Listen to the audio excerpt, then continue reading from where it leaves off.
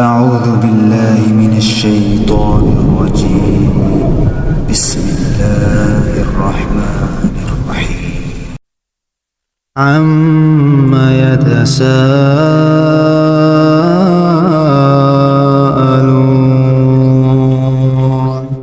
عن النبأ العظيم الذي هم فيه مختلفون. كلا سيعلمون ثم كلا سيعلمون. ألم نجعل الأرض مهادا والجبال أوتادا وخلقناكم أزواجا وجعلنا نومكم سباتا وجعلنا الليل لباسا وجعلنا النهار معاشا وبنينا فوقكم سبعا شدادا وجعلنا سراجا وهاجا وأنزلنا من المعصرات ماء ثجاجا لنخرج به حبا ونباتا وجنات ألفافا. إن يوم الفصل كان ميقاتا يوم ينفخ في الصور فتأتون أفواجا وفتحت السماء فكانت أبوابا وسيرت الجبال فكانت سرابا. إن جهنم كانت مرصادا للطاغين مآبا لابثين فيها أحقابا لا يذوقون فيها بردا ولا شرابا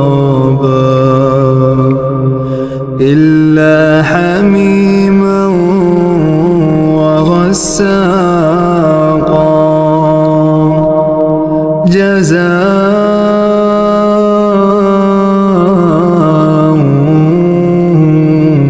وفاقا. إنهم كانوا لا يرجون حسابا وكذبوا بآياتنا كذابا وكل شيء أحصيناه كتابا فذوقوا فلن نزيدكم إلا عذابا. إن للمتقين مفازا حدائق وعنابا وكواعب أترابا وكأسا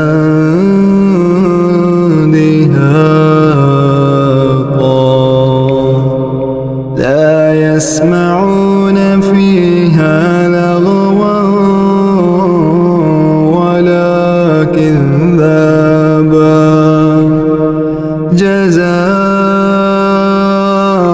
جزاء من ربك